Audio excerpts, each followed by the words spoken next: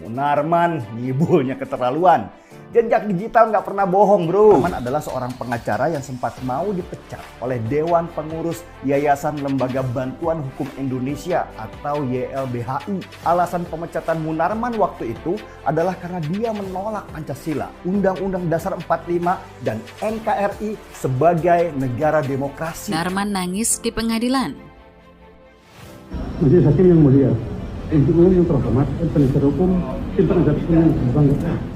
Alhamdulillah proses sidangnya akhirnya bisa terlaksana setelah menunggu selama 8 bulan. Dan saya dizalimi penangkapan yang sewenang-wenang dengan tuduhan yang direkayasa melalui case building yang dikait-kaitkan dengan peristiwa pidana pihak lain yang tidak ada hubungan kausalitas dengan saya. Semoga semua yang telah memfitnah saya melalui berbagai rekayasa yang sistematis tersebut mendapat azab dari Allah Subhanahu wa taala. Beliau sedih kok sebegitunya gitu kan untuk membungkam beliau. Saya katakan dari dulu memang Munarman ini adalah ideolog atau pengatur strategi dari gerakan FPI. Nah, begitu banyaknya dosa-dosa Munarman yang mengerucut pada satu benang merah, bahwa Munarman sejatinya adalah orang yang punya ideologi militan untuk mendirikan negara agama di atas negara Republik Indonesia. Munarman juga pernah dilaporkan ke Polda Bali tahun 2017 lalu oleh masyarakat lintas agama di Bali karena menghina para pecalang. Dan Munarman juga pernah mempertontonkan aksi kekerasan menyiram secangkir teh ke wajah Tamrin Amal Tomagola, sosiolog dari UI, tahun 2013 lalu di depan publik di acara pagi di TV One. Orang sudah banyak yang muak dengan segala kebohongan dan kekerasan yang dilakukan Munarman dengan begitu bebas. Kalau selevel beliau aja seperti itu, gimana yang lainnya?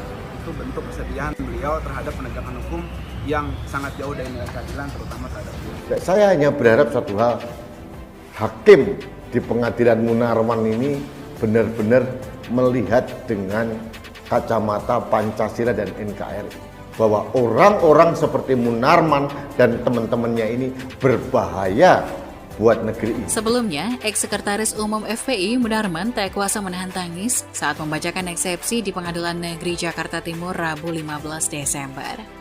Sambil terisak, Munarman mengaku bersyukur bahwa proses sidang ini akhirnya bisa terlaksana setelah 8 bulan menunggu. Alhamdulillah proses sidang ini akhirnya bisa terlaksana setelah menunggu selama 8 bulan sejak saya dizalimi melalui penangkapan yang sewenang-wenang dengan tuduhan yang direkayasa, melalui case building yang dikait-kaitkan dengan peristiwa pidana pihak lain yang tidak ada hubungan kausalitasnya dengan saya, kata Munarman sambil terisak. Ia bahkan mendoakan agar mereka yang menfitnah dirinya mendapat azab dari Allah Subhanahu wa taala. Semoga semua yang telah menfitnah saya melalui berbagai rekayasa yang sistematis tersebut mendapatkan azab dari Allah.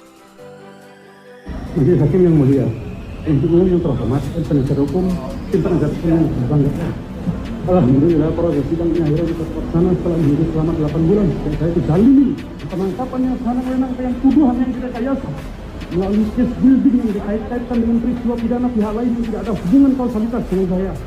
Semoga semua yang telah memfitnah saya melalui berbagai rekayasa yang sistematis tersebut mendapat azab dari Allah Subhanahu wa taala. Wa makaru wa makarullah, wallahu khairul makirin. Hasbunallahu wa ni'mal wakil, wa ni'mal nasir. Denny Siregar menyinggung Munarman yang sempat menangis ketika persidangan berlangsung. Ia menganggap drama Munarman hanya akal-akalan saja untuk menarik simpatik supaya dibebaskan. Mungkin Munarman terinspirasi resolvenya, maka menangislah dia di depan hakim supaya dibebaskan karena sopan. Cuit Denny Siregar melalui akun @DennySiregar7. Politisi Partai PSI Muhammad Guntur Romli menyindir mantan Sekretaris Umum FPI Munarman yang menangis dalam persidangan di Pengadilan Jakarta Timur. Dalam persidangan yang digelar pada Rabu 15 Desember, Munarman menangis meminta agar dibebaskan dari semua tuduhan. Menanggapi hal tersebut, Guntur Romli meminta agar Munarman menangis lebih keras, sekeras saat Munarman menyiram teh ke wajah sosiolog Tamrin Tomagola. Lo enak aja, lebih keras lagi dong nangisnya, sekeras ente lempar air teh ke wajah Pak Tamrin. Jelas Guntur Romli pada Rabu 15 Desember lewat akun Twitter resminya. Menanggapi cuitan tersebut, seorang netizen berpendapat kalau seperti ini, kedepannya para terdakwa akan membawa bawang merah ke ruang sidang. AI_KLO. Semua para terdakwa pada bermain sopan dan mengibah di depan Pak Hakim terus diperingan hukumnya, atau bahkan bebas. Wah, bisa-bisa semua pesakitan pada bawa bekal bawang merah dong, tulis akun Adilin. Untuk diketahui, Munarman merupakan terdakwa dugaan tindak pidana terorisme. Ia diduga berbayat dengan negara Islam di Irak dan Suriah atau NIIS yang dilakukan di Jakarta, Makassar, dan Medan. Munarman ditangkap di kediamannya Perumahan Modern Hills Cinangka Pamulang, Tangerang Selatan pada 27 April 2021 lalu. Ketua Cyber Indonesia Habib Hussein Alwi Shihab atau Zuriyah yang memiliki keturunan Nabi Muhammad SAW ikut mengomentari bantahan terdakwa kasus dugaan tindak pidana terorisme Munarman pada sidang lanjutan yang digelar di Pengadilan Negeri Jakarta Timur Rabu 15 Desember. Dalam sidang itu Munarman membantah semua tudingan yang dialamatkan untuknya. Menurut Habib Hussein Alwi Shihab, jika kasus Munarman ini terjadi pada era kepemimpinan Presiden Soeharto, maka pentolan Front Pembela Islam jelas sudah hilang tanpa jejak. Coba analogikan dibalik, kalau Munarman hidup di zaman Soeharto sudah dihilangkan tanpa jejak. Cuit Hussein Shihab melalui laman Twitter pribadinya Rabu 15 Desember. Ketua Cyber Indonesia ini mengatakan Munarman dan kelompoknya memang rombongan radikal yang kerap berulah bahkan terang-terangan menyerang Presiden lewat berbagai kritik keras. Beruntung, kata Hussein Shihab, mereka hidup di masa kepemimpinan Presiden Joko Widodo dan pembawaannya tetap kalem walau dihantam kritik sana-sini. Kelompok radikalis yang berafiliasi dengan teroris ini dengan mudahnya mencaci maki Presiden RI dan memprovokasi umat. Coba zaman Soeharto begitu, pasti langsung hilang, tandasnya. Terpisah, pengacara Munarman Aziz Yanuar menyebut bahwa kasus hukum yang menjerat dirinya merupakan upaya pembungkaman terhadap kasus tewasnya 6 laskar pengawal Habib Rizik Syihab di kilometer 50 tol Cikampek. Selain itu, Aziz juga mengatakan bahwa kasus ini adalah upaya pembungkaman pada Pilpres 2024, di mana Munarman dianggap bisa mengatur strategi. Alasan untuk membungkam beliau terkait nanti 2024 karena dianggap dapat mengatur strategi. Kemudian yang ketiga, untuk membungkam suara-suara kritis umat Islam terhadap dugaan kejadian-kejadian yang diduga makin masif kepada umat Islam, kata dia.